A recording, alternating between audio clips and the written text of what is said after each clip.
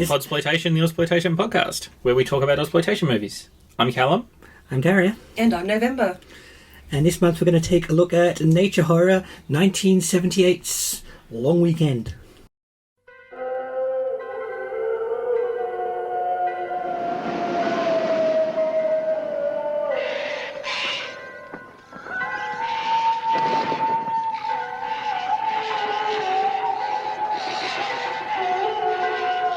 Listen to the sound of evil. It is out there, waiting.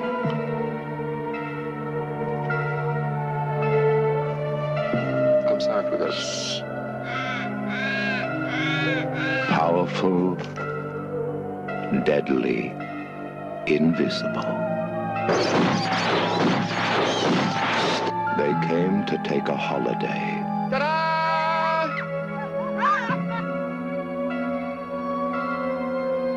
Now, they are running for their lives. Because something is out there. There are secrets. There are mysteries. There are forces beyond imagination. Challenge them, and every living creature, every blade of grass will turn against you.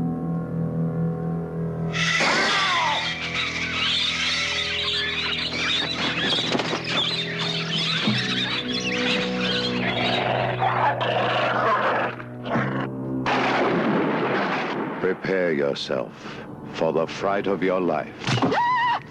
Christ! Long Weekend. An experience in terror and suspense.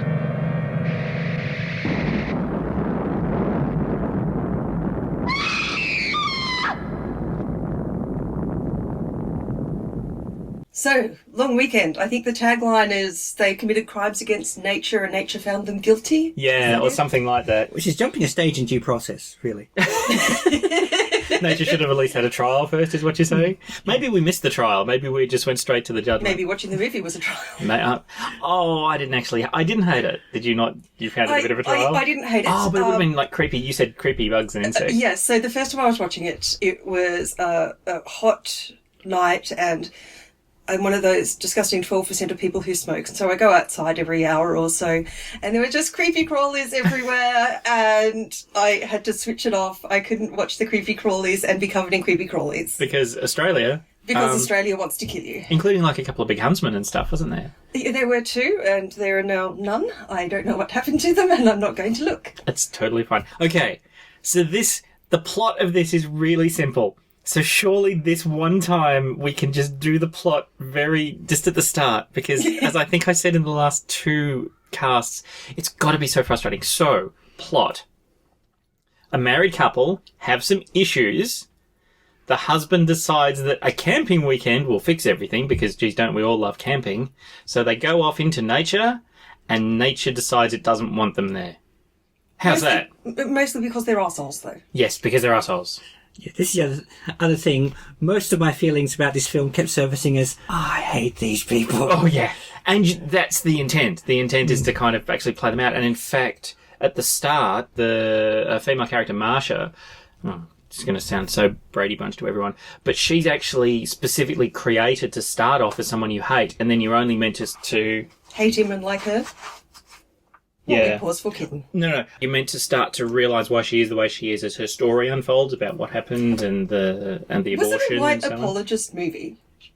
We came to Australia, we took your land away, but now the land fights back? We came to Australia and destroyed everything, and this is what you get. I don't know if it is definitely one of those... we're a horrible people and look what happens when we're too horrible, because I mean there's that point right very early on where he starts chopping down that tree and she asks why. He's just like, because it's there. Yeah, who chops it? Because it's I don't know if you've ever chopped down a tree, but it is a fair bit of effort. Why he has an axe when he's camping? Oh, they are well set up. They have everything. Oh, yeah. Well, I actually noticed that because they say something... Oh, I didn't write down the amount. She says something about how he's got a few $1,000s worth of camping gear. Now, for various reasons, I've been buying camping gear over the last few years because I'm sort of getting into it myself. For various reasons, you mean for camping? Yeah, that's right. Okay. All right, then, for a reason, I'm buying a lot of camping gear. Sometimes you don't need to make excuses for. Yeah, no, you're absolutely right. But today, a few $1,000s would get you an amazing setup. I mean, you can get really good tents for $500. You can get really good equipment for a few $100s a pop. $2,500 would get an amazing setup now. But I reckon he included his gun in camping gear. Yeah. Did you know it was a gun instantly when you saw that box? Yes. Yeah. Yeah. Yeah. No gun culture in Australia. Well, we have rifle culture. So, yeah. But that's actually, oh no, I was going to say it was a pump action, but it's not. It's a lever action, which you can still get. Yep. So. Who looks at their partner through a rifle sight that's not going to eventually kill them? Yeah, that was... was that meant to be...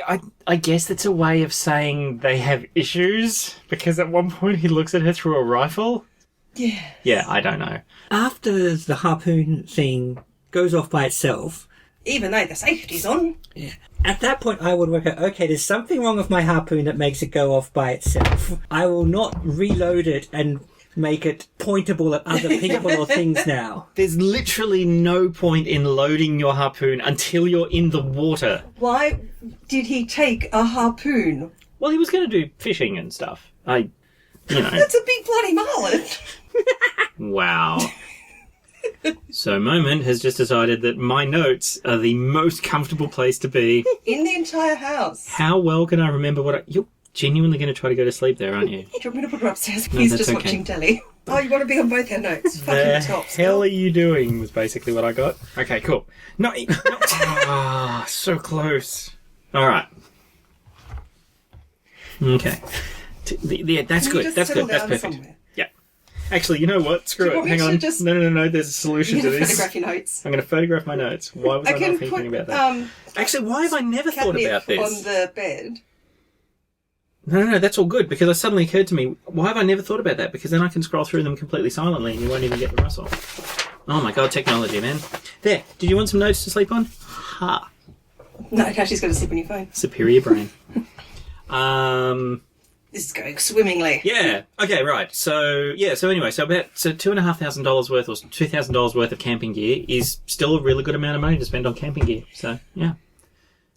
As you said, he decides to take her camping. She's not an outdoors person and she hates camping. This is his solution to their issues, is to do something that she hates. Yeah. I actually wrote that down. I said, she's so not into this. Is this meant to be making up after a fight? I actually wrote that down with exclamation marks and question marks because, as you find out later on in the film, there's a story there. And there's definitely a lot of stuff that he needs to make up for. Yes. And taking her actively somewhere she doesn't want to go, away from her friends in the hotel she keeps talking about with loving terms. Well, she keeps talking about how she could, mentions, but she mentions that there's a hotel somewhere. He's like, you'd know all about hotels, wouldn't you? Oh, fuck you, yeah. asshole. Which reminds me, at some point, can we, I want to try and work out what we think actually happened. Because I know that most of the stuff is actually pretty overt when they have their argument, but there's some questions about it. Because I assumed that the child was an infidelity. No, not assume. No, they actually say that, don't they? They imply it pretty hard. I don't know what's left of their sex life is like enough if they can know for sure. Yeah, no, that's true. So I guess, as we always say, spoilers, but while you're listening to this, if you haven't seen the movie already, it turns out that she has had an abortion. He made her have the abortion because for whatever reason he didn't want the child she was pregnant with, and there's a strong hint that there was an infidelity. I think I see things more clearly than you do, Marcia. I can stand back and view a situation in perspective.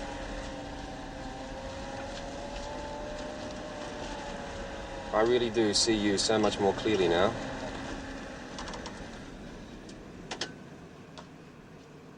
You self-indulgent maggot. You drag me to this awful, ugly place and you poke your head out of your $2,000 shell like a tortoise and call it reality. Who do you think you're fooling? You're not Tarzan. I'm certainly not Jane by a long shot. What are you trying to prove? Reality, my pet, is Punch Road at 5 p.m. and dinner parties for the right people and making a whole lot of bread. Those are your own words, you bastard. Is reality screwing the neighbours and murdering the unborn? You prick. You were so damn hot for Freddy, you pushed Mark and me together. And then you bellow like a wounded tomcat when the whole grotty plan backfires in your face.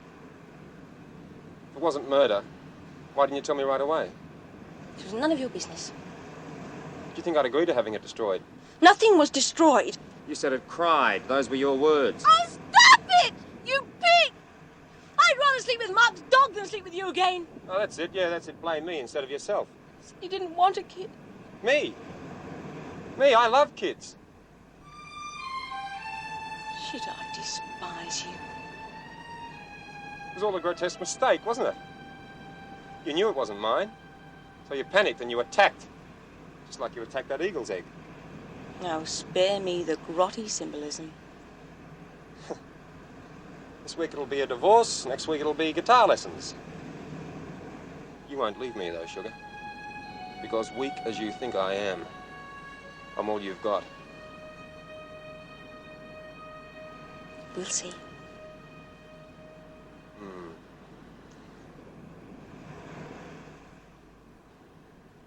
Ooh. How we relish the taste of human flesh, Ayla. Neo-cannibals. Estranged cannibals filing for divorce on Monday. Long weekend, sugar. Have to miss tennis and do it Tuesday.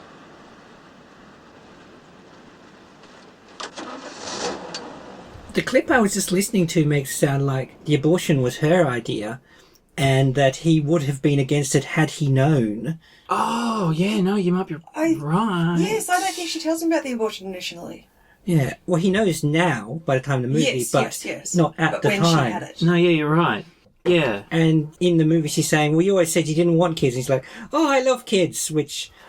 Because that's not going to be creepy in the slightest. Yeah, no, that's actually a really good point. Then why is it that I think the commentary at one point, they say it turns out that he made her have an abortion. That's not correct, is it? No, she had it off her own bat.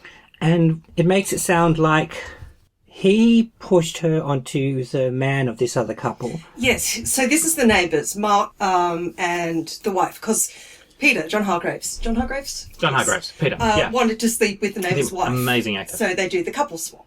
Yeah, so, and this is all very 70s, free love, wife swapping. I don't know if it's free love, but certainly, Well. you know, the keys in the jar sort of thing. Well, Yep. it's not even that, because that's random. This is, I want to shag that person. Yeah. So you hook up with him. Yeah, and it sounds as if he was maybe trying to push Marsha onto Mark, so he was, quote-unquote, allowed to go off Exactly. with Mrs. Yeah. Mark. That's Yeah. right. And I don't know what happened to the other couple, but it certainly sounds as though the dalliance of Marsha and Mark led to a conception, which subsequently led to an abortion, which didn't go so well, because she keeps saying stuff like, you know, what if I died? And Yeah, she was in and- like That's right. hospital for a while or something, Yeah, wasn't and she? doctors- Well, what was obtaining abortion like in Australia in 1977? I don't know. I mean, it I would was have been... born then, so it can't have been that easy. Wow. I mean, it would have been legal. Well, who says? I mean, it's only just not... It's This is only still 4 years- legal in Queensland? Oh, yeah, no, that's a good point, yeah. this is only 4 years after Roe vs. Wade. Yeah, no, that's true. So I know what the actual process was likely like, but I don't know about the obtainability in the state they were in. Exactly. Because they were in New South Wales going by number plates. Now, this is a big question. Yes, because it was shot in Victoria. Yeah, except for the sequences which have Tasmanian devils, which were shot in Tasmania. So, Which was weird. So it was shot in Victoria and the beaches around Bega somewhere. so I think the idea is that they're in Springfield, Australia. I see. Yeah, there's never any kind of explanation other than that they're with a... Sorry, she The got poor distracted bastards. cleaning her own butt to stop and play with the pen. No, just to move it. Jeez. Sorry, was it in the way? Yeah. You were staring at me. Oh my god, the Abortion Law Reform Act of 2008 in Victoria, Lord. 2018 in Queensland. Yeah, all over the place. So, Well, certainly post 1977 in ACT, because I remember it. yeah. So that You means weren't that... born. What do you mean you remember it? Oh, you remember? I remember reading about it later. Reading about it. Okay. But it was There post we go. 1977 because I remember it happening, therefore I must have been born. Aha! Excellent detective work. if it happened in 1974, I wouldn't have remembered it happening. So I still can absolutely picture that in 1977 in bloody Australia, we're pretty backwards.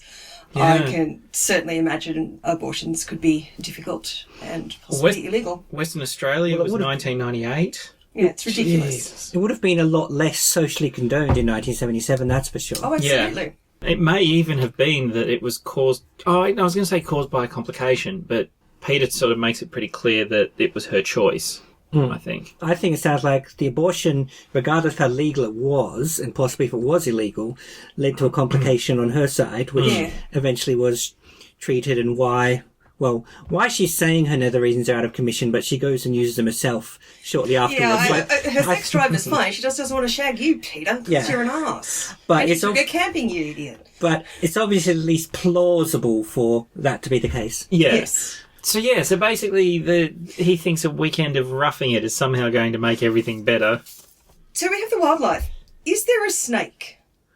I don't recall seeing a snake. No. Okay. Because this is Adam and Eve have an abortion, Garden of Eden tries to kill them. I was waiting for a snake. Man, that's a deep dive. Oh, really? I hadn't considered that one at all. That's really kind of cool. Man, I want to go back now and see if he makes up names for everything. That's really cool. No, I hadn't actually taken that at all. I mean, he calls his gun Mr. Shooty. Well, no. Shooty McShooty. Walks along the Mr. Sand to have his Mr. Beer. Well, no, because this was the thing. Okay, so... All right, so there's a couple of things about this. The movie didn't do very well in Australia. And the producer actually posits on the director's commentary of the DVD, which is an umbrella DVD, that one of the reasons is that this concept of nature turning around and attacking you is not that unusual to Australians. No, it we wouldn't expect feel, it. Yeah, it And wouldn't feel weird. We go to the beach all the time. Yep. And if we were to camp somewhere, they're in the middle of nowhere, there's no campground, there's no facilities. Yeah, You're so it was... going to have bugs, everything. Yeah, Things will try and kill you. People who have lived in Australia a long time are going, what are you doing, you idiots? Exactly Yes. right. Go back to the hotel.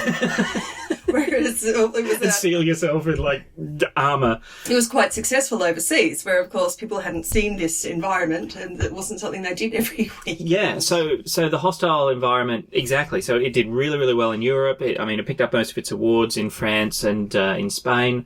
So that was one of the things. The idea that the environment will attack you is not unusual to Australia, so maybe that was the reason it wasn't very successful over here, because people were like, huh? But all the things that attack, with the exception maybe of the sea eagle, are the most harmless things in Australia. There are no But snakes, the there are sea no eagle, spiders. she throws the egg. That's the abortion again. That's true. Peter but even that's... calls out the symbolism. Writer's actually a bit proud of himself. And I did notice that there was intentionally a bunch of fake blood within the middle of the yolk as well when she throws it against the... Fake. Okay, but that it's... As opposed to if you just threw an egg, you would expect to see white and yolk. This one's all very bloody and Yeah, you get full blood on. in eggs too. Oh, no, I do. Yeah, but I would imagine that was an... disgusting. It's that heavily was implying there was a baby eagle within rather than just a yolk. Yes, is the point I'm trying... Thank you very much. So can I read this little bit that I found, which was a statement by Everett Roche, who wrote it. I started Long Weekend as a way to avoid the TV cop show doldrums while convincing myself I was still, inverted brackets, working. Long Weekend was a unique project because I began with no outline, no notes or research, very little idea as where the story was going, and absolutely zero knowledge of screenplays. I simply started at page 1, scene 1, and made it up as I went. I had only a vague plan to write a kind of environmental horror story. My premise was that Mother Earth has her own autoimmune system, so when humans start behaving like cancer cells, she attacks. Yeah, and nature's got it in for these two, that's for sure. Well, yeah, but they started it. Yeah, Well, and they killed the kangaroo. That's the start. Oh, actually, no, it's before that. Because if you've watched the commentary, there's the whole discussion about shooting anamorphically in the car scene at the start. And so that's how to keep them both in focus. Yeah, with what they call a... I actually wrote it down. Multi-diopter lens. The simplified version is that you set the camera up and you have a piece of glass which carries two focal distances. Split field diopter. That's the one. So that what you do is you you have two subjects that are very clearly one's very close to the camera, one's very far away. They're both in focus because literally halfway down the middle is a physical break in the way that the focal length goes. And you can see blurs. You can actually see a blurry line between the two in some shots where they use this. And you can tell that they're using that split with his cigarette because they can't move their heads forward or back at all. But he is smoking a cigarette, and so right before that end scene, he has a drag of the cigarette, chucks it out the window and starts a fire. Yes. That's their first crime against nature. And on the off chance that we actually have non-Australian listeners, bushfire, and under the circumstances, it's actually pretty telling because, of course, we're in the middle of some of the worst California bushfires that have ever been there, big wildfires over there. And it's not even summer. Bushfire is a big deal in Australia, and bushfires started by people torching cars or throwing cigarette butts out of windows. It's the really common way it happens. So that's a big one. And Australians, I think even then in the 70s, would have got... You don't throw a cigarette out a car. Yeah. Actually, no, because I've always smoked, and my friends did it when we were 18 years old. I didn't because I don't like littering, but they had no problem chucking.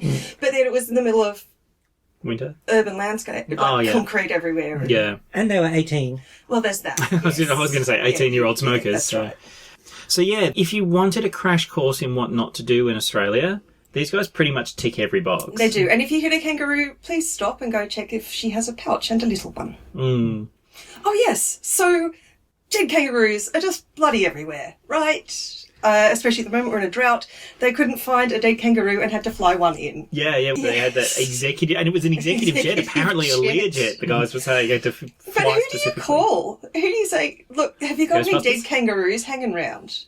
I don't... literally anyone else in Australia, because you drive it's pre-Facebook. You can't just put a call out. Well, maybe they've called back to like the studio or the headquarters, whatever, and said, "What are we going to do, man? We can't find a dead kangaroo." And they went, "Oh, there's like 6 on this block. We'll stick one over." I challenge anyone. I hope it wasn't summer, because those things... I honestly challenge anyone to drive more than half an hour on a major Australian highway and not see a dead kangaroo. That kind of blows my mind that they couldn't do it. Yeah, I suppose. I mean, maybe central Australia, or actually, no, not central Australia. Queensland would. I mean, I saw a bunch in Tasmania when I drove along there. No, I would suggest Tasmania's only got 3 roads, so... Well, yeah, that's true. Sorry, Tasmania. We've got 3 main roads. The one on the left, the one on the right, the one down the middle. Yeah, wow.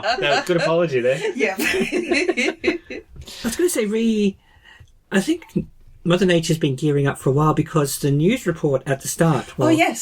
talks about some birds attacking, and that's right. Even the dead birds start attacking. With the frozen chicken keeps maliciously rotting on. She drops it. But she didn't drop it on her foot, so that's all right. That would have hurt. A warning shot. Yeah. Who takes a frozen chicken camping? Yeah, that seems like one of the worst foods to take camping. It's not ideal unless they have a Howard esky. And it's not a frozen cooked chicken. No, this is a raw. Look, if he's got a fridge unit in there, which I think he does because he pulls beer out of somewhere all the time, then there's no reason. But everybody takes beer camping. Well, not you, Daria, but because you neither camp nor drink beer. Yeah. If you did, you would. But I would also say in either direction that could work. To keep a frozen chicken in a good state compared to keeping beer drinkable. Yeah, I mean, you could lots of people, you just put your beer in the water, that'll keep it cold. You don't do that with the chicken. Yeah, and if you drink... You're just going to get every disease. Yeah, that's the other thing. If you drink beer that's a bit warm, then, oh well. It's warm beer. It's not as good as cold beer, but it won't give you listeria. Yeah, if you eat chicken that's not been thawed properly, you can get hella sick. I mean, I'm thinking about it now. I mean, if I were to go camping... in that kind of an environment where they're bringing most of it with you in the form of a big tent and like a truck and stuff, there's no reason why I wouldn't be tempted to throw in a bunch of, basted chicken drumsticks or something. You cook them on the barbecue and you'd be fine. So... Yes, but compared not to a whole frozen, chicken. Uncooked but I'm wondering if that's what they had in the... Because I don't recall that you could go down to Coles or Woolies in the 1970s or even the early 80s and get, honey soy chicken wings with a... I would imagine you couldn't in Australia. Reduced glaze. And that's what I mean, is chicken or steaks or sausages. In the 70s we had...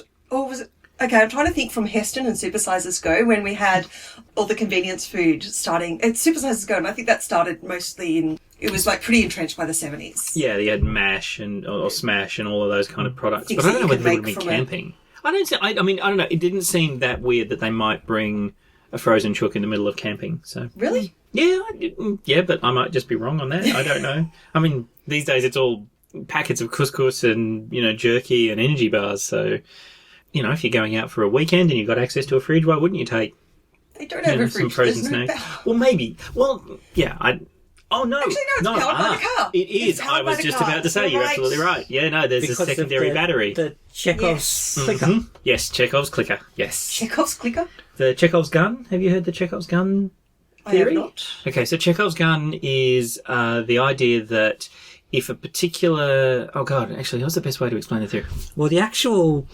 proverb, as it were, says that if there's a gun pictured over the mantelpiece at the beginning of the play, it will be used to shoot someone by the end of the third act. Right. And broadly speaking, means if something is shown and appears to be innocuous yet is fairly prominent, it will become important later in a piece.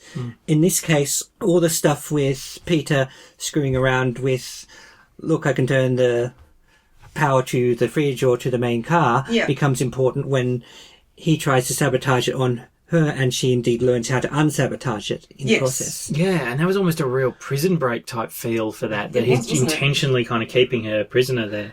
Well, she says so many times, she gives him so many opportunities to leave. And not all of it is when she's angry with him. Some of it, she is genuinely scared. And he's just, I'm a big Aussie bloke. You're all you need is me and you'll be fine. Well, that's possibly part of his misguided thinking, that he thinks that he'll make her depend on him to come back. Depend on him so she'll come back to him. Right. Rather than reconcile through actual reconciliation. Yeah, Wow, okay. I can see that. I get the impression that on various levels, these two aren't nice people. No, absolutely not at all. Yeah, and I mean, that was what we were talking about before, that it's very much that idea that you need to hate them from the outset, and that means you're almost rooting for nature to take them out. And Which is interesting because it's not nature that kills them, it's themselves.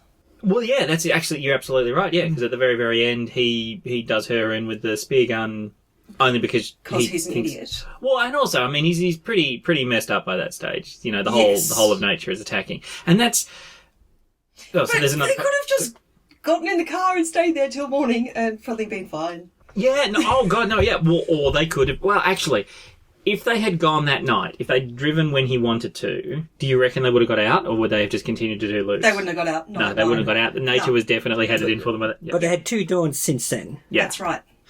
And in fact, at one point he says, yes, we can leave in the morning, and then just does no such thing. Yes. Yeah. Very, very quickly, what I was going to say, just in reference to Chekhov's gun, one of the best uses of that is in a movie by the Coen brothers called Blood Simple, which literally has a gun where you actually are, each chamber is actually sort of, it's a 6-shooter, and it is designed to take out individual people one at a time, and is set up in such a way that there are a couple of blank chambers that are used just as effectively as bullets in a way that's done. So yeah, if ever you want to see a really good discourse on the Chekhov's gun theory, cool. Blood Simple, really good. All right, so they intentionally, the makers of the film intentionally left a lot of it open. Do we think that nature is having a go at the entire world? No. I think it is using them as a sort of initial strike scapegoat. Okay, cool. Well, I don't think nature's gone specifically pro-life in the abortion sense. I'm sure nature's fairly pro-life in the generic sense. Yes. Yeah. So I don't think that this is nature's sort of, you had your crying abortion thing and now gonna throw eagles at you. Yeah. But I think nature has, and I think it's partly because of the news report about birds at the start before they got anywhere. Nature is sort of getting sick of the humans screwing it over and is going, right, time to fight back. These 2 idiots have come out. Yes. So they're right at the edge of the infectious wound, so to speak. So they're the ones right at the forefront of where the white cells are being Ground zero. sent. Yeah, and almost saying, let's see how these 2 do. And they start shooting trees and smashing up dugongs and throwing baby eagles against other trees. Oh my God, yeah. Because that was going to be my next step, is do we think... Because you could also get to the end of it. Why have we not talked about the zombie dugong yet? Oh, yeah, because that's a main feature of it. That's like the main plot. Yeah. Because then the other thing is you could get to the end of the film and it could all be in their head. That's very true. There's no one aspect of the film that plays out in a way that is intent. You could argue that possum will react the way a possum will react. The dugong was just simply nearly dead, and so it wasn't supernatural in any way. It just dragged itself up the beach, even though it was nearly dead. She was pining for her calf. Well, yeah, and that's the thing, is that there's no one aspect that you couldn't look through the lens of, this was just some shitty sequence of events that happened to some shitty people on a shitty weekend. They could just have incredibly bad luck. So then the next question is, if you don't think that the world is attacking the human race, do we think something weird is going on, or do we think it's literally just two people having a really shitty weekend? Well, it's not just two people, because as Dario has mentioned again, the birds attacking. No, but that's what I'm saying. That could just be...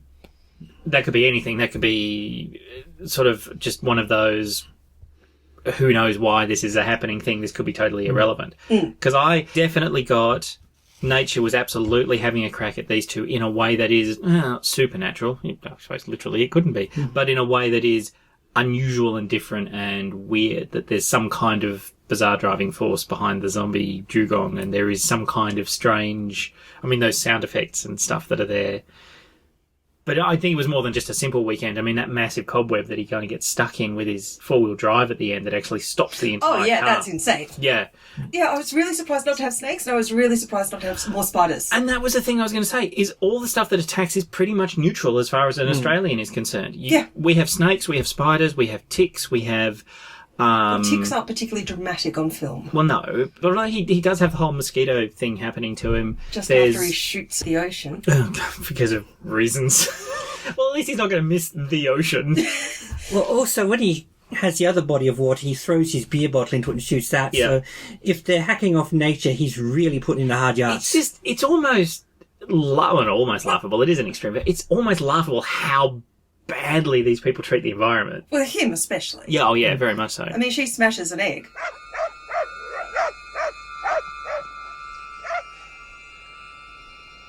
An eagle attacked me. Shit. Eagles don't attack people. Spear guns don't go off with the safety on. It was the chook. He was probably after the chook. You can smell the thing a mile away. It was a she wanted her egg. What if you didn't even see it?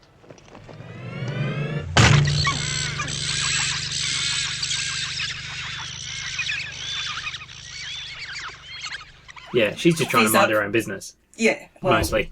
Yes.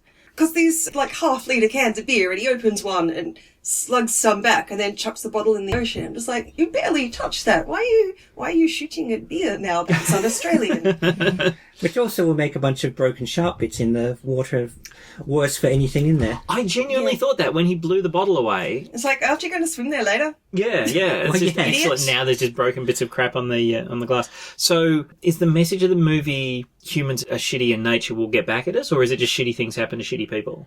I think it can be both. Yeah, I think it's a little of column A, little of column B. Some layered stuff. Occasionally you feel sympathy for these people, but it keeps coming back to... I feel no sympathy for him whatsoever. I'm sorry. I only feel sympathy for her in the she's stuck there thing. Pretty much everything else she says and does. Listening to the director's commentary in particular, it made it seem like they intentionally made her a character you were meant to start hating. That's absolutely true, yes. But were meant to dial back to a level of sympathy, which I just don't feel happened, because you're meant to, as the story unfolds, and maybe... Well, she stops yelling at him at a point. Because all their interactions at the start, it's like, oh, Peter's being a real shit, and she just, every sentence is short and sharp. And, yeah, and as he said, it was like... a day or so in. Yeah, I think the producer, Richard Brennan, actually says on the commentary... Oh, this is his wife, by the way. Yeah, no, Colin Eggleston. Oh, it's Colin Eggleston's wife, who is also Nick, who's on the phone right at the start. Yeah, it was apparently meant to be the lover that we think got her pregnant. Yeah, he actually says, you're meant to be at the start going, just shut up, just shut up, just shut up. And then at some point you're meant to dial that back because you hear the horribles. And maybe it's just... given the stigma around abortion, maybe that story would have been much more shocking and would have been a much more sympathetic play out. Well, the way they played it was certainly in this way that suggests the audience, if not the actual one other character in the scene, is supposed to be, holy crap, did they just say the A word? Mm. Oh, yes. And again, I think even people who today aren't in favour of abortion are less shocked in the surprise sense when it turns up in a fiction narrative. Absolutely. She had a kid she didn't want, therefore she got rid of it. It's like, you might not support it, but that's just, I mean, you're not going to support people dying. You're not going to support people killing other people. So that's just another one of those things in the movie you don't. And it's described in some quite graphic terms, which, like, that it was crying. Yeah, I and noticed that. That he didn't know about it till afterwards, and... Yeah, they really try to make it as graphic a description of what it is as possible. Oh, Jesus, we can't just leave without her. Look, it's not going to take very long to go down the other end of the beach, is it? I'm to get you! Look, Marcia! I'm not leaving without Cricket. Cricket's dead. You're lying. I buried her. Where? In the bushes. You're lying!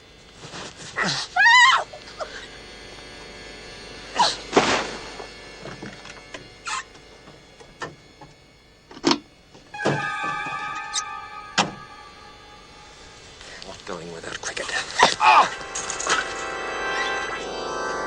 I just thought it was a weird thing to say, I killed your dog. That was really I killed weird. our dog? Is it meant to be their No, dog? it's his dog. It is his Yeah, dog. this is made very clear at the start. It is. Yeah. I can't ask our neighbours to take care of your dog while we go away for a weekend. Yeah. Which doesn't actually seem that much of an ask, to be honest, but... I really want to leave No. here, so I killed your dog, let's go. There's no point No, waiting. that- It was so that's strange. very Yeah, by this point, any kind of sympathy is worn off. No, can I say something about the dog?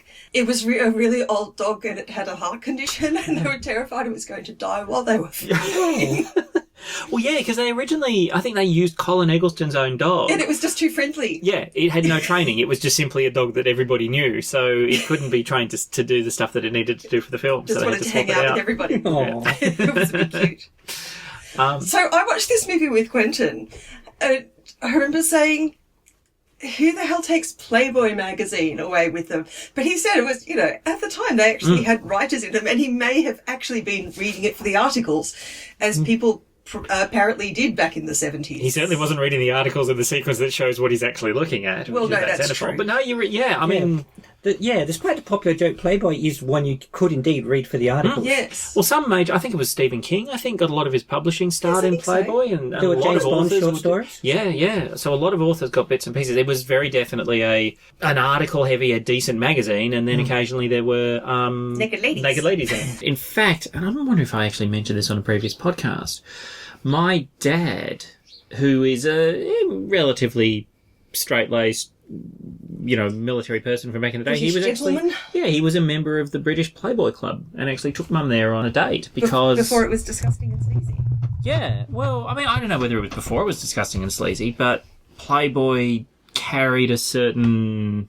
For the era, a certain, I would say, je ne sais quoi. Yeah, gravitas. Yeah, absolutely. It was a decent thing. But no, even though he absolutely could be reading some incredibly interesting story by some incredibly well-written author, he's definitely looking at the nudie pictures. Yes. Yeah, she's got a dirty book and all, so... Although, it's a weird one, because it's not technically a dirty book. So this is really weird. You looked it up. Yeah. So similar to when we did the podcast of Next of Kin, the book was actually very carefully chosen and then they totally forgot what it was and we worked out what it was. Right, yes, you did your detective work on that one. The Oh, did you novel... put that on IMDb? Sorry, that's irrelevant. Let's go on. I actually have a page saved or I want to get it from a second-hand bookstore that we know here in Canberra who is awesome. Shout out Locanti. Why would you say just a second-hand bookshop that we know? This is Canty's bookshop in Wollongong Street, Fishwick, and they're fantastic. If you're in Canberra, the best second-hand bookshop in Canberra. If you're not in Canberra, come just for it. Yeah, it's worth it. awesome. Yeah. Okay, there we go. I'll hit him up for some sponsorship. So that one was a collection of sci-fi short stories. This one is a novel called The Inheritors, which is actually written That sounds by... like it should have been in Next of Kin. It does. Well, this one's actually... It's a book by William Golding, who also did Lord of the Flies. Oh, no, this is where it breaks down because she's reading the Harold Robbins book called The Inheritors. And that's the thing. the cover is really, it looks like classic kind of Joan Collins romantic stuff because that's what it actually is. Everybody mistakenly thinks that it's the William Golding Inheritors, and that actual book, The Inheritors, is a prehistoric fiction novel. Maybe she's really into dinosaur porn because that is big. Oh, yeah, hell yeah. Oh, God. There's actually, there's an actress who specifically does all of the audible audiobooks of dinosaur porn that are there. Yeah. I was looking at that the other day. Yeah. Probably because we talked about it on here before, in fact. Oh, yeah. Yeah, that's the reason. Sure. Sorry about the dinosaur porn, everybody. So the short version is, it's not the William Golding version of The Inheritors, which is a really well-known book that's about prehistory and supposedly feeds into a lot of the subject matter that's actually in the film, and is instead actually a really sleazy Joan Collins-style romantic book. But everyone kind of assumes it's the wrong one, and they sort of reference that that's an important aspect of it, which it isn't. Right. So there we go. No, I had a look into that, and it's interesting that it's not what everyone thinks it is, but yeah. So, Callum, you were just thinking about this movie being shot in sequence. Yeah, now, I believe it was. I actually wrote down very early on, I read it somewhere as well, but I didn't write it down, so that doesn't help. But I believe it was, and they just had absolute luck. Anytime it was meant to be sunny, it was. Every time it was meant to rain, it did. And the few times that they said that the weather wasn't necessarily the best, they were able to... Well, they set up a tent in the local surf club. Yes, they did, yeah. And in fact, funnily enough, the sequence where Marcia has her book moment was actually set inside the tent, inside the scout hall. It must be hard to shoot in a tent. Well, it's a very open tent. If you it's a great tent. I like it a lot. Yeah. It's only a few $1,000s, apparently. Well, sometimes they just lift up one side entirely, and they put it through there. Yeah, sure. It sort of zips open. But yeah, they did actually film inside it. It was interesting. Initially, they thought it was a surf club, but then they mentioned a scout hall, so I don't know if they had one of each. Because they didn't build any sets. This was actually one of the things they mentioned. So when they go to the service station near the start, where he gets the beer... Sorry, the gas station.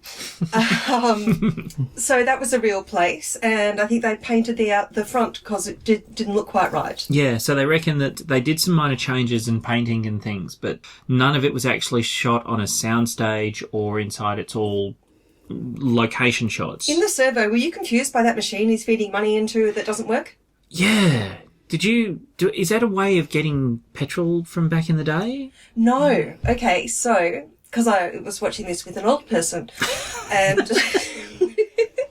and he said they were very uncommon in Australia. You'd find them throughout Europe, but they were always terribly unreliable. Okay. So it's a bit like when in the UK for many, many years, you actually had a meter where you physically had to put money into the meter to actually get power going. Was the idea that you would automatically put money in, or not automatically, you put money in and therefore it would work. Yeah, so there was no chance of stealing fuel. Cinema. Cinema? Similar. And that's why he has nothing in his jerry can, which is why he runs out of petrol. Yes. Yet another... Why did he put the money in and it didn't work, and he didn't go into the guy inside to say, hey, the thing didn't work, can you give me a hand, mate? He's too busy being pissed off at his wife and looking at everything except the road while he's driving. Oh, my God. Yes. He is so waiting for smartphones to be invented so he can just cruise along playing Tetris and whatever. And interestingly, a lot of those sequences were filmed in a garage.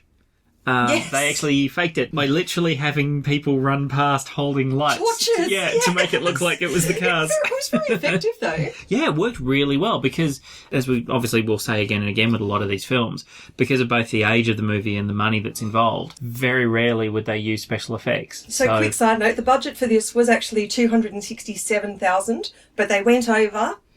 And it was $270,000 even that they made it for. An extra $3,000 on the budget. I wonder if that was taking a second unit to Tasmania to shoot a I wonder. devil. There was a flight for the kangaroo. I was just wondering how much would a fucking corporate jet for a kangaroo cost. Surely it can't be less than a couple of $100,000. So $100,000 for a flight? Oh, maybe. Well, back in the day, who knows? No, because this is the 70s. Air travel was very expensive.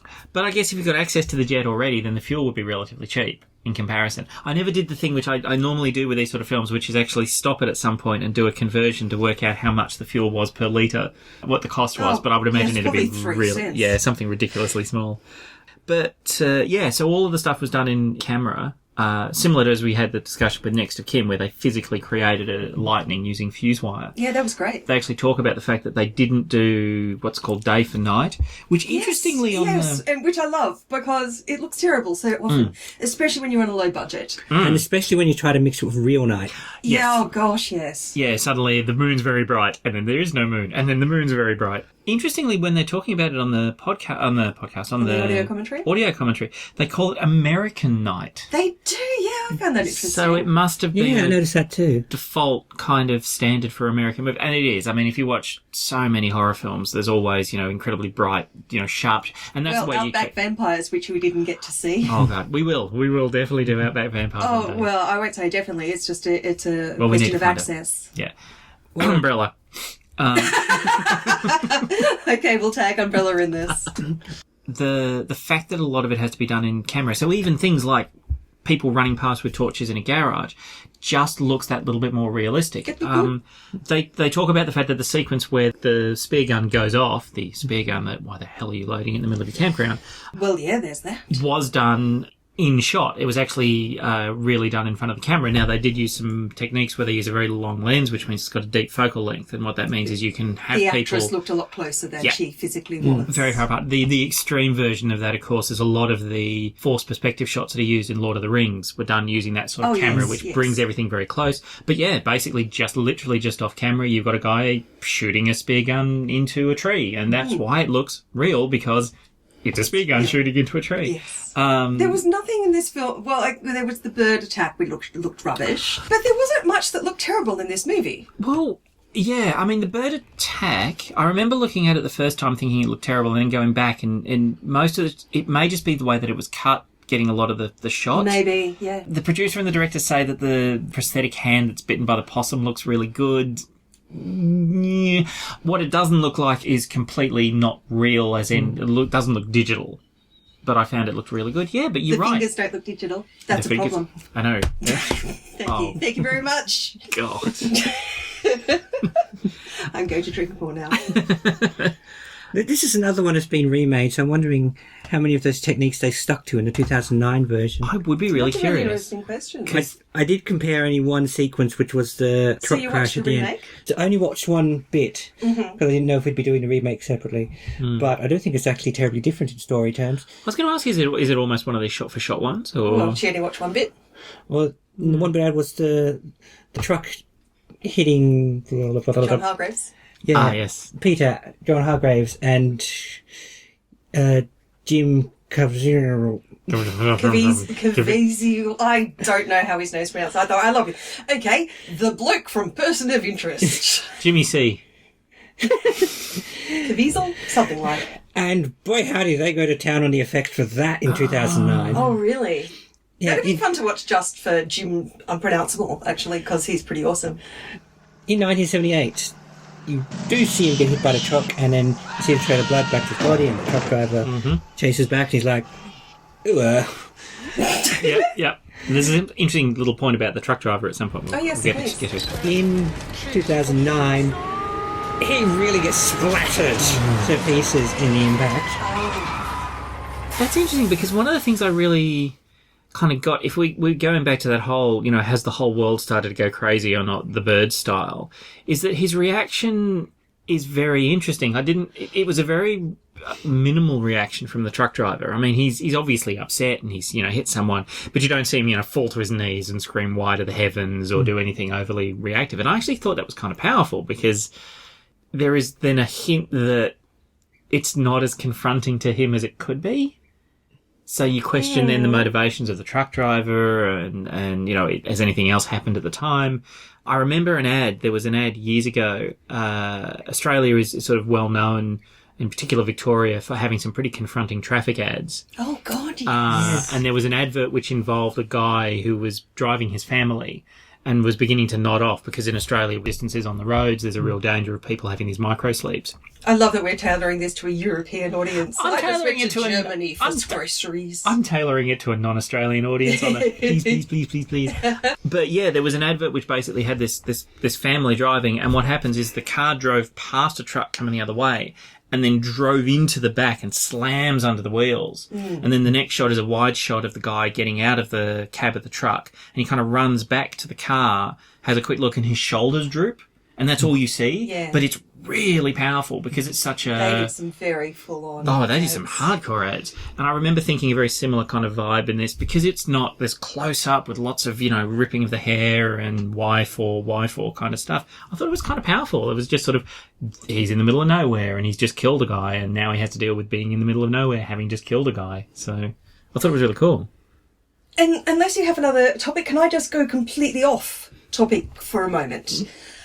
So John Hargreaves was absolutely loved, especially by women. He was gay, and HIV and AIDS are in the news at the moment, which is why I just wanted to take a moment to say that is what eventually killed John Hargreaves. He wasn't that old at all. He was in his, 50s? 40s? Something like that. Yeah. Could have been 40s. Let's take a peek while you're talking. Yeah, and he was just an absolutely loved man, very, very gorgeous guy, and it was just back when we just didn't know nearly enough about HIV or AIDS, and that was the end of his life. In fact, Jackie Weaver left her husband to go and care for him. Wow. And left her husband. I hadn't realised that. Gosh, and I don't even know which husband was it. Was that Darren Hinch? Surely not. No, Darren. She was married to Darren Hinch later, though. Yeah. Probably should not. But I do know that, and it's kind of interesting when you look at John Hargreaves' characters through film, is that he very much plays that kind of lovable Australian. He's very much Ocker. He's often in the tight t-shirts and the very blokey Australian guy.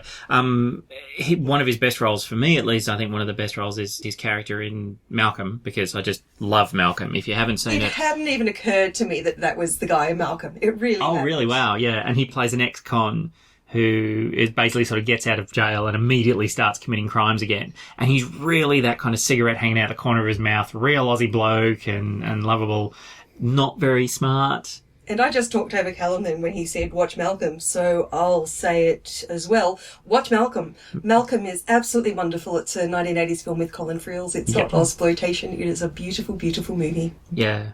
And just jumping back, John Hargreaves died January 8, 1996 at the age of 50. 50. Yeah. And he's got some amazing characters. He's in a movie called Odd Angry Shot, which is a Vietnam film. It's Australia's kind of primary Vietnam movie. Again, another wonderful movie. Really, really beloved actor. And interestingly, he got Best Actor for this film. If we sort of jump to awards. Not in Australia. No, he got it from the Catalonian, which is a Spanish film festival. He was up for the Best Actor in a genre film, and he was against Laurence Olivier in Dracula. This was massive. The people he was against. Yep.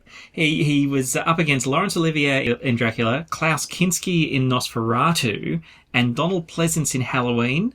And the judging panel of Richard Burton, Pierre Salinger, Borowitz, and Gore Vidal awarded him Best Actor. Isn't that amazing? It's phenomenal. Just the most beautiful piece. And he actually, at his request, he was actually buried with his Best Actor award for this one. Yeah, he actually chose. Yep. So he chose to be buried with this one because obviously his performance is really good. As we've said before, you genuinely have a emotive reaction to these two people. Yes. Whether it's necessarily a good reaction or not, you hate them, you really feel about them. And that's kind of the key to acting, is to, if you're meant to be the bad person or you're meant to be hated, be hated. You don't need to be a beloved character to have done a good job of acting. You just absolutely. need to... Yeah, certainly I'd say one of the reasons I so convincingly dislike these characters is because they're played pretty well. Yeah. Yes, of course. And Briony Behets too. Oh, Briony Behets is amazing in this as well. Yeah. They originally didn't want her in the film. I don't know who they did want originally. I can't remember. But because she was married to the director. And she ended up doing, again, as we've said, you're meant to hate her. You're meant to come out of the gate hating this person. Whether the movie successfully brings you across to her side, I began to feel for her in the way of, she's obviously a fish out of water. She hates being there. She doesn't want to. You do feel that she's being forced into not just this environment, but also the Yes. the abortion and everything. That's right. So the fact that you can even begin to kind of think sympathetic thoughts for her, given how she starts. Well, I didn't hate her to begin with. Oh, okay. I found her annoying, but it was very much her Annoying, hand yeah. was being forced. And I just thought the husband character is dumb for just not listening or not picking up on any cues. Oh, yeah. And They had this terrible relationship and he's wondering why they don't have sex. Like, well, because you're awful to each other? yeah. That'd be it? And also, again, and I don't know, maybe this is just a modern day sensibility.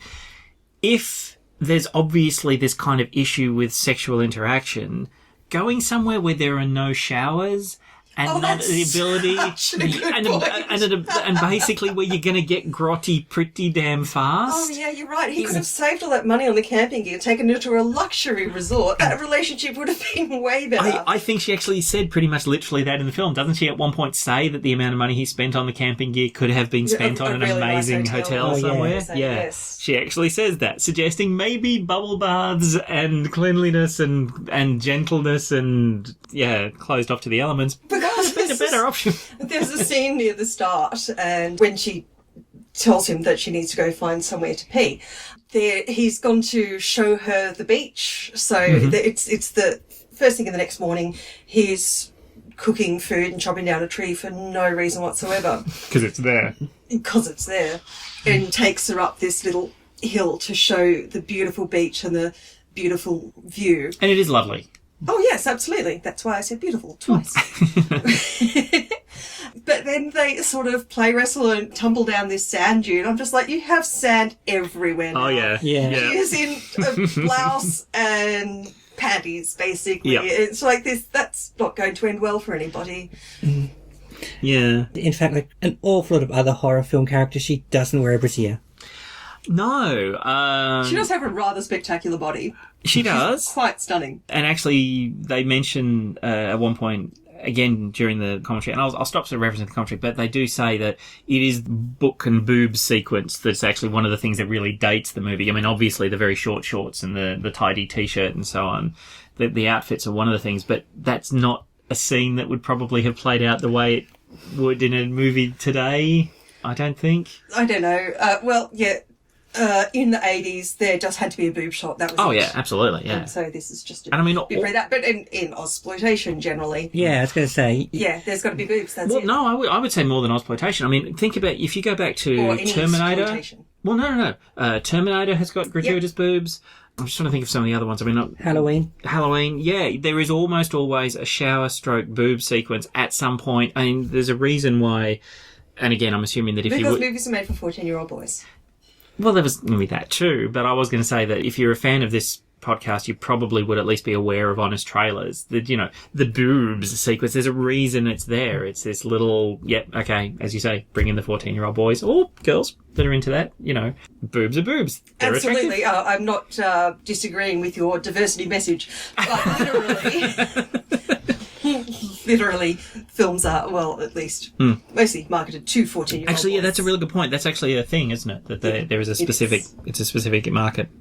Just sidebar, one of the most gratuitous, again, still in the horror genre and still back with Halloween, you have someone who spills a bit of something on her shirt while she's cooking. So has to take the whole thing off? They say everything off. It's in her kitchen with her kid sibling in the next room. Right. Yeah. Has to take it all off and just puts on a single shirt over just her knickers and nothing else, which just happens to be sitting in the corner of the kitchen. And it's the same outfit. It's probably a popular outfit in these movies. Yeah, I was going to say... the shirt and the pants. Yeah, it really is, It is a generic outfit, isn't it? The either unbuttoned or buttoned with one or two buttonholes collared shirt, oversized collared shirt, and panties. It's such a generic.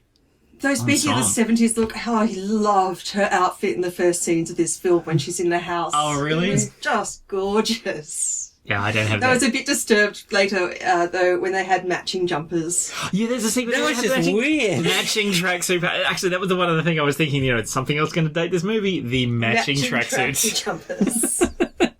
Which only lasts until he gets attacked by the sea eagle, because that's the outfit he gets hammered by the sea eagle. That's true. Which... I guess if he's, like, he can just wear hers later if she's got another one. Oh, of course. Because they are open it up like 17 just racks of like light blue tracksuit pants with three dark blue stripes. stripes. Yeah. And it's actually the sea eagle is the first sequence where nature attacks. Up until then, everything that's happened to them is self-inflicted, but that's the first moment that nature fights back Well, before the possum. we're not paying attention to the bugs. Or the ants. Well, yeah, ants and just other... The seagull ants. I'm sorry, I have seagull to. ant? I have to say this Okay, now, okay, please. I because know I've got what this you're written talking down. about. The sound of the screaming ants when she sprays the bug spray on them I'm not aware of this at all. is seagulls. Maybe The ant screamed?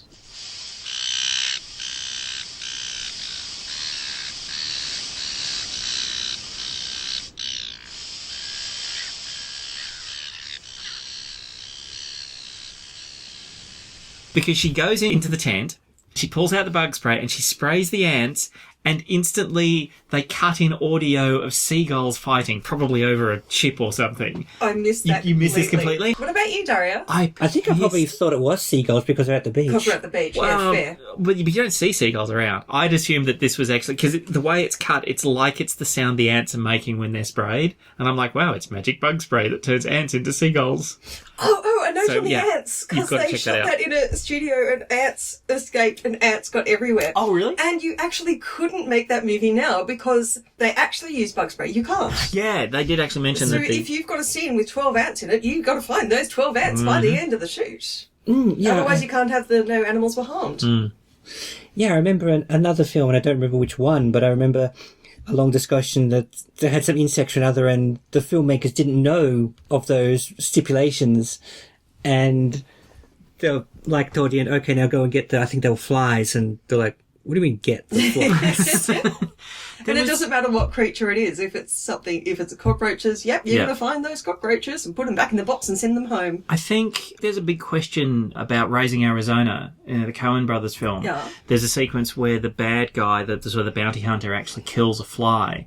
And it's just one of those sequences when you watch it on film, it really doesn't seem possible that the fly could have survived.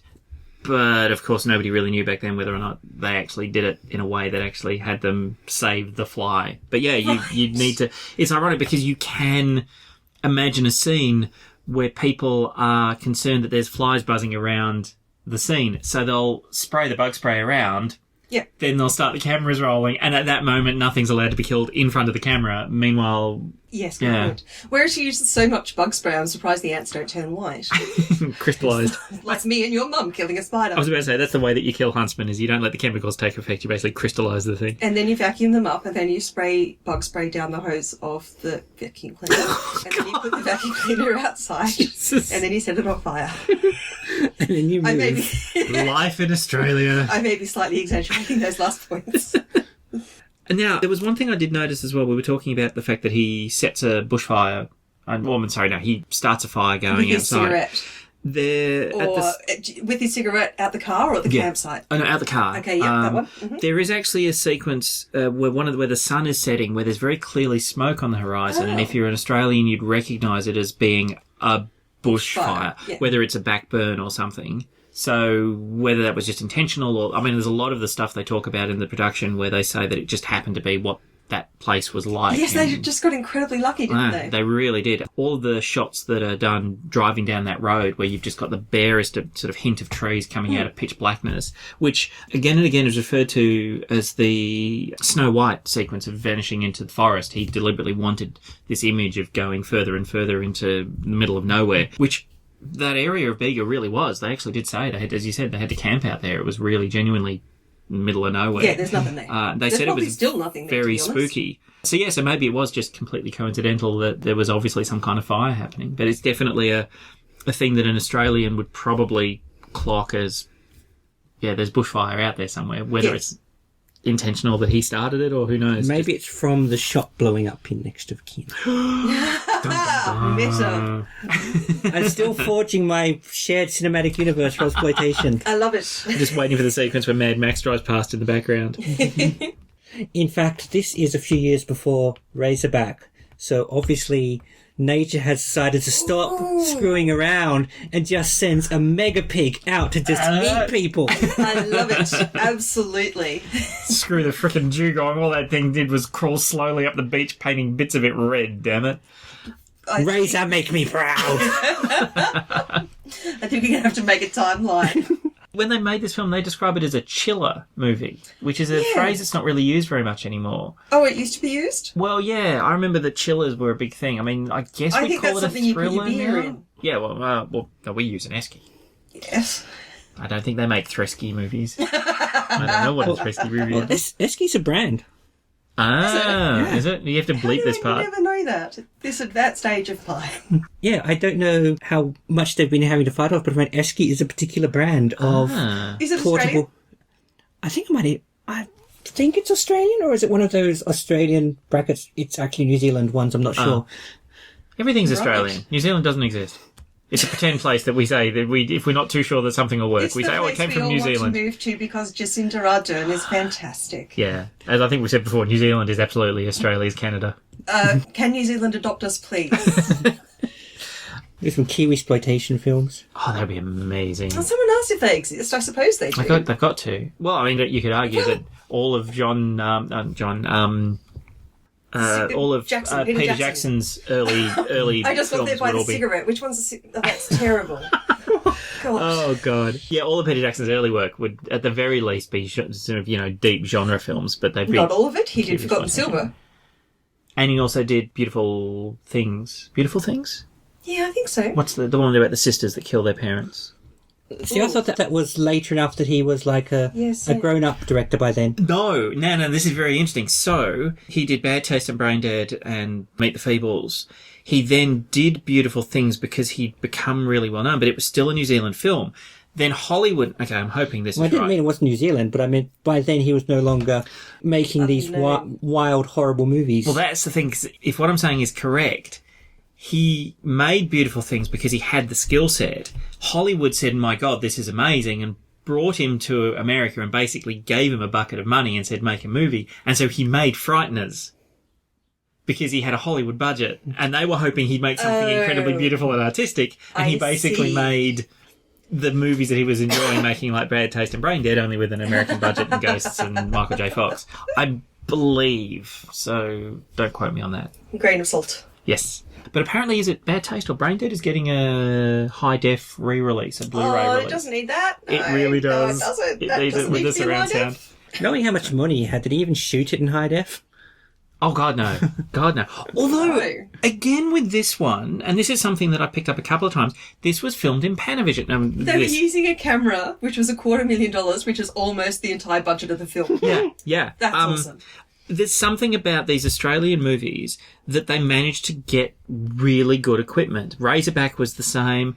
Next to Kim was the same. This was a camera that came over from the US, wasn't it? And they had to build a casing for it for underwater. Yep. And not tell anyone about it because they would have just freaked out. Oh, this homemade thing. Yeah. And as apparently it didn't quite fit inside anyway, and it got quite wet it at didn't one fit point. inside any of the old ones. They used a PVC pipe. Hey, gotta love PVC pipe. Must have been a Bunnings nearby.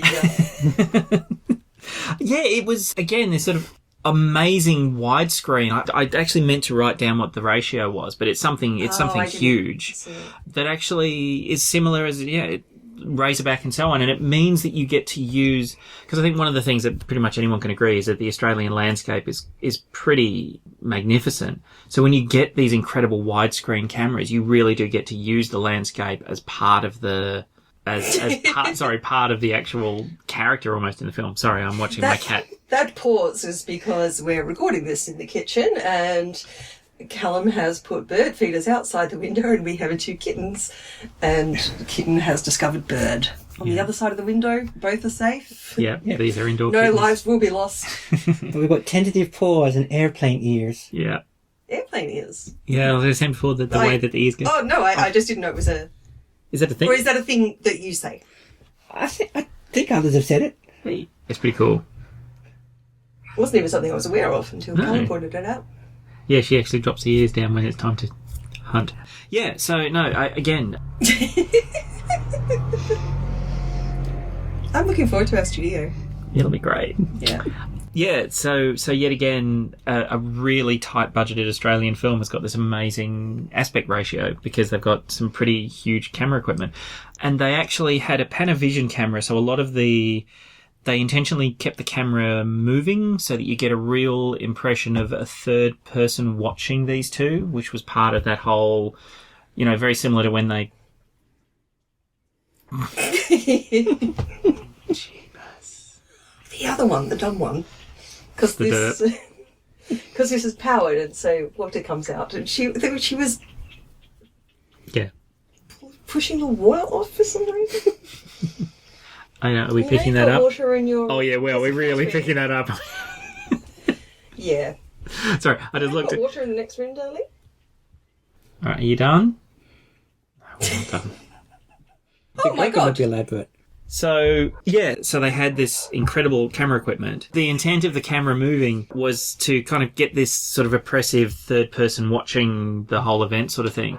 And in the early points, it's just simply, tracks laid down, big Panavision camera. Right at the very, very ending of the filming, they actually acquired a camera called a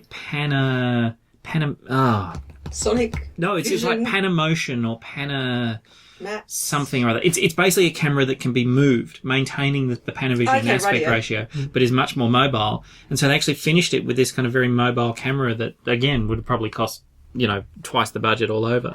So, Which is really impressive for the cinematographers and director of photography and all. Just using this equipment would have been very new to them, and they just did it. They did an excellent job out of it.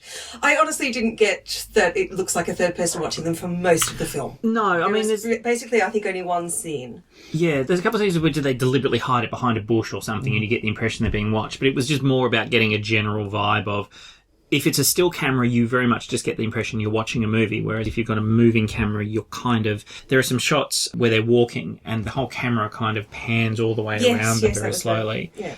But the other good thing about this wide aspect ratio is the sequences where they want to show isolation. Like there's a couple of shots of the campsite where the camera's in a high position and you've got the tiny little campsite in the middle of the frame and a big wide section of, bushland and stuff on both sides. So it really helps that sense of isolation. What was with the van? Again, is this another sort of sequence of, is the world attacking? Because this is the van that actually passes them.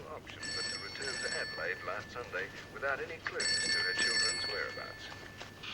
Our next report is from Sydney, where householders in the western suburbs report flocks of white cockatoos attacking their houses. We contacted the Department of Agriculture, but they could offer no explanation for the phenomenon, except that the birds could have been attempting to correct an imbalance in their diet by eating the wooden surrounds and balcony rails of the houses. Little comfort to the residents who can only watch the birds flocking and hope that they don't attack again. This is the damage they caused at the home of... So, we haven't discussed if this nearly killed the EP. No.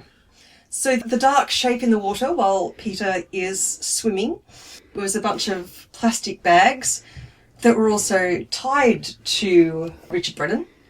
Yeah. And he couldn't get free of them and nearly drowned. So no executive producers were harmed in the making of this? Apparently he actually wrote in his production diary on the day, failed to play Dugong. So the one thing I will try and just sort of say is that, actually, no, I think we've done all that. We managed to get the recording on the camera. Disregard. Yes.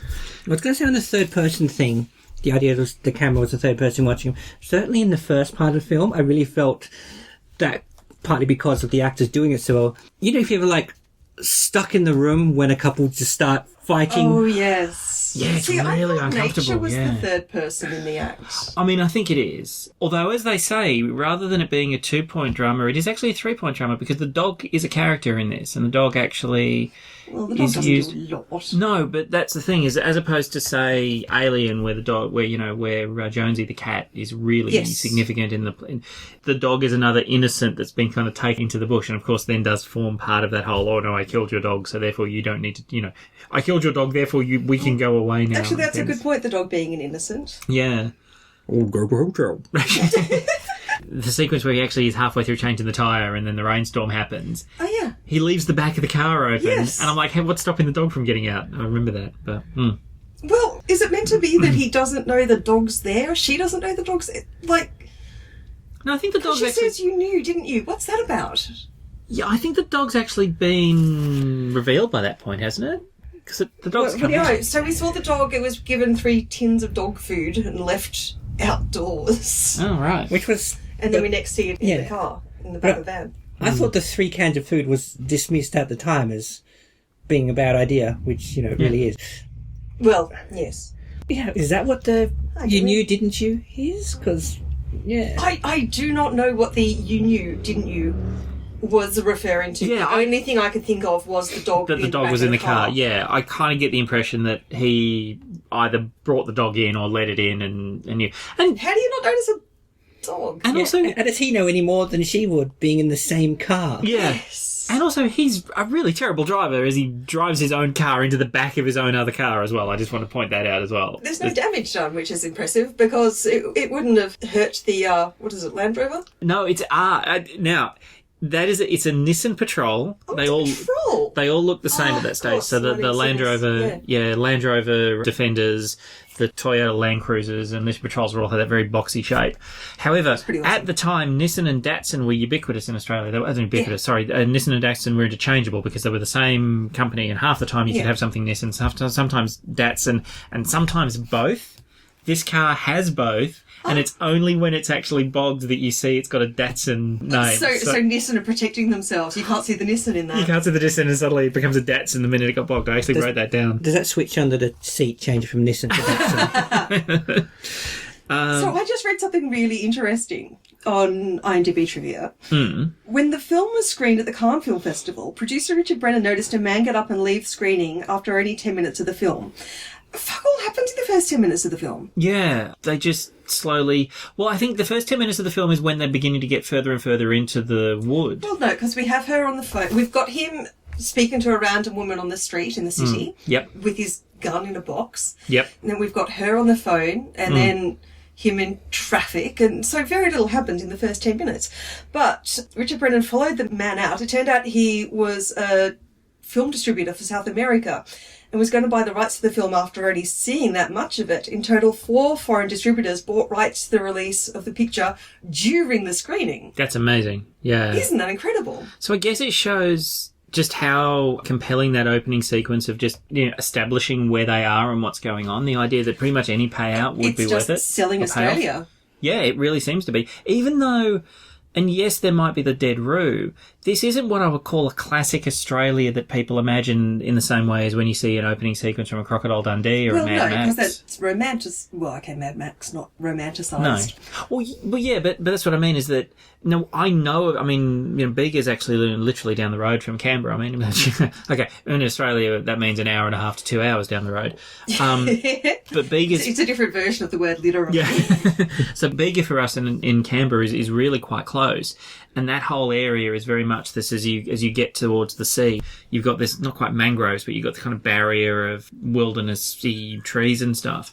But it's not what I would class as postcard Australia. You don't see... Oh, the beach is beautiful. It's very the beach is calm, though. You can gorgeous. surf... Well, it's not a surf Well, he does beach. actually surf at one point. He Although does, he doesn't doesn't surf because John Hargreaves couldn't surf. He did a whole bunch of other stuff, but they had to get a it was stand-in local, to wasn't surf. it? I think it might have been, actually, yeah. Yeah, it's not what I class as classic Australia. And, we've talked before about how there's a sort of a weird dichotomy in that if you want to sell a film as an Australian movie, you put as much Australia in there, you put wildlife, and there's like almost a shot for shot, there's a Tassie devil and a koala and a wallaby Why the and fuck is so there a on. Tassie devil? Well, clearly... Well, maybe that's why Australians hated it. It's like, well, that's obviously bollocks. The suggestion is that Australia, because as we've said before, the stuff that attacks them is the non-dangerous stuff. So the idea that you might hear, there was this movie I saw where a possum attacked a camper, it seems almost ridiculous, even though possums are genuinely vicious. I mean, they've got some really they're sharp hardcore and claws and pointy. stuff. Although they're not as feral as American possums. American possums are just horrible. Oh, no, They're ours like are punks. absolutely beautiful. Oh, they're adorable. creatures. They sound like zombies. If ever you hear an Australian possum, Every it's- Australian creature sounds like it's trying to kill you or is being killed. pretty much. I think zombie movies are scarier here. Oh, yeah. Because you go Sometimes outside both. and you hear Yeah. the wildlife and, Terrible. yeah, very Walking Dead outside. So yeah, you've got this Australia that is very much a real Australia. It's very much an Australia that a lot of people would be familiar with coming from that area, that sort of southeast coast of New South Wales, but is not what you would push when you're trying to push Australia to a foreign audience. And part of the argument about exploitation type movies is that they're trying to make themselves genre based, so they're often deliberately as we've said before, shying away from this kind of culty Australia, here's a kangaroo, here's an emu, even though this film does pretty much exactly that. It's, here's a koala, here's a whatever, to make it not aggressive, even though nature's meant to be aggressive in this. I don't understand their choice of creatures. It's very strange. Well, I do. It's because if they were creatures we all knew to be aggressive or in the habit of attacking people like spiders, snakes, whatever else, then it would just look like, well, why have these tools gone and hung around a whole bunch of venomous and attacking creatures? Why don't they just go home? Whereas to get across the message that nature's decided to ramp up her game and has obviously tooled the benign creatures with the mission of taking out the humans. That is so obvious. I feel like a doofus for actually not realising it, of course. And this goes back to the Everett to Roche quote that I started with. He said, I also wanted to avoid a Jaws-like critter film. I wanted the long weekend beasties to be all benign looking and not overtly aggressive. There we go. That makes perfect sense. That absolutely. And A Tasmanian devil can never look benign. No, but they don't other get than attacked that- by a Tasmanian devil. No, they don't. We just The have sea eagle is maybe borderline, although there is actually a sequence, the shot with the incredibly beautiful black swan on the flat water. Of course, not everyone, but most people in Australia would probably know that swans are vicious as hell and can actually break your arm. The black swan in particular is really hardcore. So no, yes, that makes perfect sense. I didn't know black swans were more aggressive than other swans. Is that racist? Wow. It wasn't until you asked that question. It's like playing Cards Against Humanity all over again. Are they the same actual kind of swan, or is it more than just a different feather colour? I don't know. I think they're a different... I know they're a more aggressive Because there breed. is a black version of the word albino. Oh, is there? There is, yes. Oh, But I cool. can't think what the word is, I'm sorry. I don't know either. No, that's really interesting. Oh, That's a thing that exists. There we go. We've learnt something today. But no, I know that black swans can be very aggressive, especially when it's kind of breeding season. They can actually have a crack at you on the shorefront because, of course, they look lovely and they they're look beautiful. black. But yeah, I always as opposed to associate black white. swans with Western Australia, though. Me too. Same. And South Australia, Western Australia and South Australia. I always think of them as Perth or Adelaide type birds. But certainly not Melbourne, Bega, or No, Tasmania. but as we've said, the wildlife in this movie kind of bounces all around Australia. Yeah, it so, does. yeah. They're in some extra state we don't know about, which has the abortion laws that fit the plot. Okay, there's some really funny stuff on IMDb trivia. Have you both read it? I seem to have read most of them. I thought that... The possum that bites Peter had to be heavily tranquilised so it would move slow enough to be seen attacking him. Yeah. The tree that gets Starts to harpooned. fall apart, yep. Yeah, but it's not actually from the forest. It was cut and brought in so they could destroy it. Oh my god. I do know that they had to executive jet in the dead kangaroo on the road because no roofs They got couldn't hit. find it. And there was something else I was going to say about the possum. Oh yeah, and apparently that was the second take because the first time it just moved too fast. Yeah, they didn't right. actually get the bite on the prosthetic hand. Oh, I didn't see what happened at the 1 hour mark. Oh, I didn't think of it either. Did anything? Hang on. I know that the first... Do you want me to check? It's still on the screen in there, isn't it? no, I actually turned it all off. Just to make sure it didn't sort of auto-start up in case one of the It's cats on walked my over. iPad, so I can just scroll up. Cool. Because the one thing I was going to say is I did notice that the first time that nature actually attacks is about 47 minutes in. That's when the sea eagle just suddenly swoops out for no reason. That was actually because I just was watching the director's commentary. Normally it'd be some kind of a revelation, so maybe it's around the time they have the discussion on the beach with the abortion. That's what it's looking like because I just got to 58:25 and we're in the car. There we go. That's when the closest thing we get to an actual explanation of what the hell's going on. Yeah. Something I don't normally do on this one, but there is actually a book that I'd recommend that's kind of sort of a similar basic feel, which is a series by Harry Harrison called Death World, which is a sci-fi series, but it's basically about an entire planet that's anti-people, and every aspect of it is just the worst. Don't think I know this series. I'm going to write it down. Oh, which, of right, course, okay. I'm assuming we have a dozen copies. I've got in the it, yeah. house. And it is. It's the entire planet. You know, the plants are toxic. The wildlife is horrendous. Every single thing will kill you, kind of thing. Which is obviously Like the this second movie Doctor Who. dialed up to 11. It's the Doctor Who? second Jodie Whittaker Doctor Who. Oh, yeah. Hadn't thought about it that way. Where it's like, the sun is too hot, there's nothing you can eat, there's nothing you can drink. Yeah. Yeah. So that was a nice little thing. It just sort of made me think about that kind of stuff. In Soviet Russia, rag is on you. Oh, right. The inhabitants of the other vehicle, were they just another poor bunch of sods who got in nature's way, you think? I don't know. I do not understand the van. I don't understand its role there. Yeah, it was an almost... Well, the kind of is because there's a dead child inside the van. Wait, Isn't what? there? Isn't there a dead child inside the van? Oh, no, Yeah. but I just assumed that was the people that were in it. So somehow they died. Well, apparently they drove their van into the middle of the ocean. Yeah, Unless the water rose, Yeah, like well, the this is- tide coming in. This is the question we're wondering, if they just happened along and then they drove their car into the water. Well, it's Or really... did the water take the car? Which, to go with the theme of the film, would make more sense. Yeah. Or did some, like, gecko take the handbrake off or something? I mean, I guess this is one of those things that you know going into the movie the type of film it's going to be by default. You know that the couple are going to be in danger somehow. And the film does this really weird thing of... Well, not a weird thing, but the film does this really interesting thing of establishing threat from everything. Yes. So... Yeah. You know, he nearly has the accident against the car, but then he gets really, really close. Oh, sorry, then the van gets really, really close. You know, he doesn't pay attention. He has almost that kind of drifting across the road. The truckie who looks through the window and stares at his wife. In the early stages, every part of it is, you know, is that the dangerous bit? Is that the dangerous bit? He sees the van parked away. Does that mean that there are But it's the people all the now? dangerous. Or indeed, it's none of the dangerous bit, and it's just purely Because the nature. It turns out, you know, it's none of the nature really hurts them much. They were the killers all along. And that's what I mean, is that at the end of the day, you could almost see this film as two people who just go batshit crazy under the circumstances, and almost none of it, with the exception of the unprovoked sea eagle attack, is really anything particularly terrible.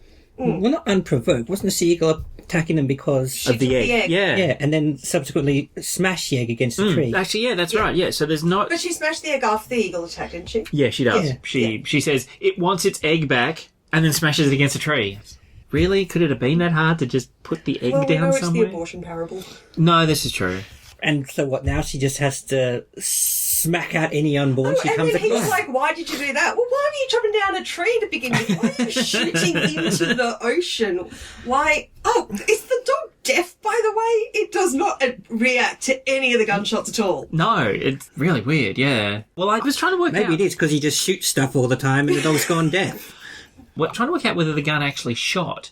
Because there's a sequence after the second time when, by the way, the dugong has a fin, because we see a fin in the water in the distance. Oh, your telling must be better than mine. Maybe. It's just the second time when he actually goes back and then sort of blasts the dugong. You actually see a fin in the water. Oh, why would you shoot it? Oh, Anyway. anything, but anyway. But then he sort of stands up and he's shooting from a distance. And I was trying to work out, because there's no flash from the muzzle and there's not very much kick on the gun whatsoever. Good point.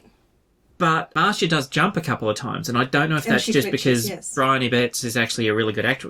Well, she's They're a both good really good actress. actors. Whether she's acting about the jump when he kind of lands and she's responding to the click. Looks very natural, Or if there are doesn't it? genuine bangs. Yeah, so it could just be the fact that But maybe there even were no rounds in the... Firing a gun with nothing in it, as you know, there's still sound. Oh yeah, there's a click, and that's what I'm wondering Yeah. is if the actress is maybe just pretending to jump at the click, and maybe the dog is just, yeah, as you say, deaf. Oh, sorry. Or maybe the dog is deaf. Or just really well trained. The gun being empty, it had... The surname of the animal trainer was Doggett, by the way. Yes, that's right, Mrs. Doggett. Well, certainly in story he was shooting, but that's not what you're asking, is it? No, I just... Yeah. Of course you would know that, but that wasn't what I'm asking. Yeah, so at the end of the day, I mean, it really could be everything from the entire world is going insane and we're just getting a two-person snippet of the world attacking people, all the way through to a shitty, horrible couple that don't respect the environment have a shitty weekend because they don't respect the environment, and they basically do it all to themselves, which I guess is... But that doesn't explain sort of the the van. point of the film. The van is just other people who don't pay attention. As you say, they park too close to the water and it takes them out to sea. There is something a bit that sometimes if someone's angry, then everything that happens will seem like some kind of deliberate effort or attack against them. Very true, Yeah. and they're certainly angry to start with. Yeah, and I've had situations where I've just been in a really crappy mood, and then every little thing, oh my god, now there's traffic in front of me, oh my god, there's someone blocking me, oh my god, I don't have the right change for the whatever it is. Yeah, it's like, yeah, dude, really, that's Back just... in the day where people carried money. And guns, apparently. So Yeah. who knows what would happen if that was Peter. So, I've got change for the machine. Oh, God, yes. Plainly in those days, did not screen your temperament before they have a gun. I did actually, funnily enough, when he's shooting the dugong, I did make the point about putting a remark down. Let's put a whole lot of blood in the water. That'll scare the sharks away. Fair point, Callum. Fair point. Now, and I guess then, I suppose it's almost a bit of a Rorschach test, this movie, about how deep you want to go. Like, for example... Well, I've gone biblical. Well, yes, early yes. on, that. Did you think the dugong was just not killed? Or do you think it was genuinely undead? Or do you think it was genuinely magic? I mean, for me, I just kind of got the impression... Well, I kind of got the impression that it just hadn't been killed. But at the same time, the first time he buries it, so even if it hadn't been killed at the time, the idea that it could then get free and make it all the way to camp... Well, it could get washed up, part of that, which would also unbury it. Exactly. Oh, true, yeah. I mean, I didn't think zombie dugong purely because there were no other zombies in the film. No. Yeah, I thought it was just not all the way dead. Yeah. Yes. Even if it was just running on a few tweaks and reflexes. But also, she was pining for her calf. Yeah. And With so that there's weird that. sound effect. That Well, of course really it sounded creepy. like a baby. Well, yeah, but it was a really... I think I've only ever heard in film, like, a couple of times genuinely uber creepy sound effects. One of them, bizarrely enough, was in Up, the cry of the That awful, mother bird. awful Disney film. Yeah. No, it's a... Sorry, Disney. Depressing as hell movie. The depressing as hell movie, I'll go with that one, maybe. It's not awful. it's just depressing. But, yeah, the mother bird sound is just so heartbreaking. Just the Oh. tone of the bird call is just... And in this, that screaming, weird cry, I really wanted them to explain how they made that sound because I was really intrigued. Yeah, there are a lot of really interesting sounds in this film. But it's... Which is recorded in mono, by the way. Oh, really? This was a Oh, mono well, that movie, makes yeah. sense. It wasn't even stereo. Yeah. Did they remix it for the DVD or Blu-ray? I don't know. I thought I heard stereo effect. I do actually have a note saying that there's a sequence where the ambient noise actually becomes the Doppler tone as they're driving really, really well, that it actually feeds into okay, that. well done. But I don't then remember whether it was actually in stereo or not. That's actually really interesting. You think I would have checked because I got the Blu-ray. Yeah, well, I got the DVD. I couldn't find the Blu-ray when I went looking for it, sadly. I ordered the Blu-ray online because I couldn't find it at shop. So, how many stars? I'm finding this movie very hard to score. I think the other two are as well. But also I'm overly generous with my score, and because I gave The Adventures of Barry Mackenzie 2 stars, and of course that's a terrible film. But this, I can't give it a great score because it's not a great film, but there's really very little wrong with this movie. Yeah. The acting is great. The cinematography is excellent. It's beautifully shot. Maybe you're experiencing it as the Australian audience has experienced it at the time. Nature has a crack at you. Of course it does. It's Australia. Yeah. Maybe I think you're exactly right on Yeah, that. maybe you're not experiencing it at the... Because I'm Australian. If I go out in the bush, I expect it to try and kill me. Even the because soft that's and- what it does. Even the Which soft is and pretty cuddly much why stuff. I don't. Yes, exactly. Yeah, even the soft and cuddly stuff. Like I've said, even possums, even trees, even whatever. I mean, you know, we've got a tree which in the far north of Queensland, which if you brush against it will sting you for months. Literally, Yeah. the sting is agonising for weeks months. and weeks and weeks. Yeah. So, Because Sadly, I Australia... remember those. Oh, God, really? oh god, have you brushed against one of those? Yeah, because I used to go to Mackay as well. Oh yeah. Yeah, No, I don't. You used to go to Mackay plural times. well, Raddy actually was horrified we were going to Mackay. She couldn't work out why we were going. Oh, gosh, I wish I remembered that at the time. Well, when you all came back, first thing Callum said to me was, "I'm sorry, you were right." Yeah. Have you come back from, was it 2 or 3 years up there? Oh, God, no, we were there for 9 And look- months or so. Was it? Okay, Yes, well, it was very short. Yeah, it was only about 10 months. And still, the fact that Callum had gone straight back into it after all that time. And I will say, in defence of Mackay, if we had Mackay listeners, we were actually viewing it through a very specific lens of not having a job and not having an income or anything. Yeah, We actually, and there are art galleries there now. we actually got a taste of what Mackay could be with a few dollars up your sleeve. So yeah, And the Mackay library system, even back then, fan-bloody-tastic. really good. Yes, I think we've got our Mackay listeners back. I know we've got at least one who's from Mackay. Oh god! Oh, We shit, have 2 of... Chevy. Well, there we go. Oh, shit, it could be as many as 3. 3 whole listeners in Mackay. We've got one in Antarctica. I'm so excited over that. That's half the population.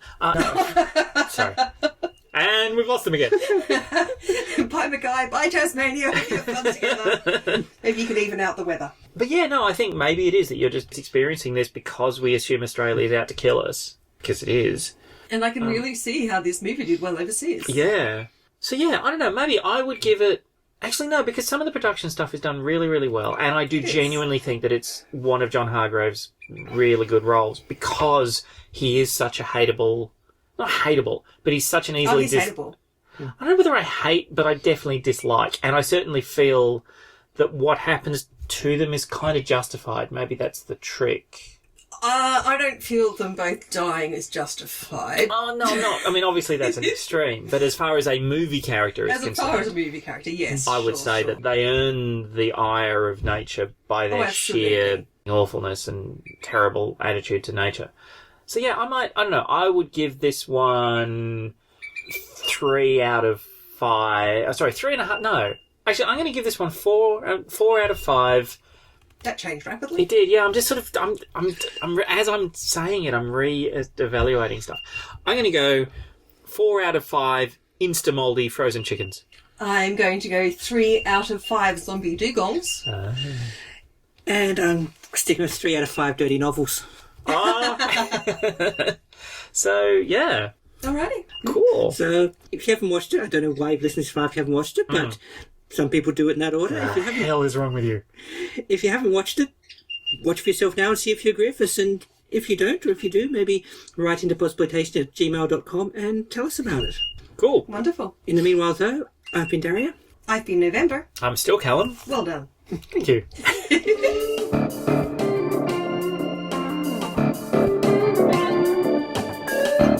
Thank you for listening to Daria, November and Callum on Podsploitation, the Ozploitation podcast. If you want to get in touch, you can find us on Facebook, on Twitter as @Podsploitation, and by email to podsploitation@gmail.com.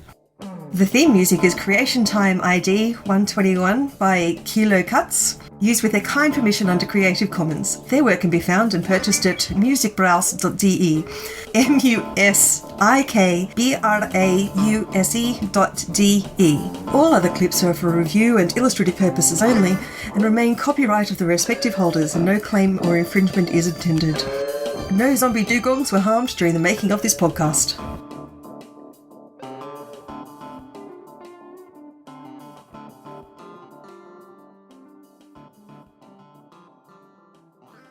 Just made me think of the whole movie as one big Victoria bitter. The ultimate Victoria. Like the ad at the start of Cars at 8 Paris. You can get it killing. You can get it chilling. Oh, God.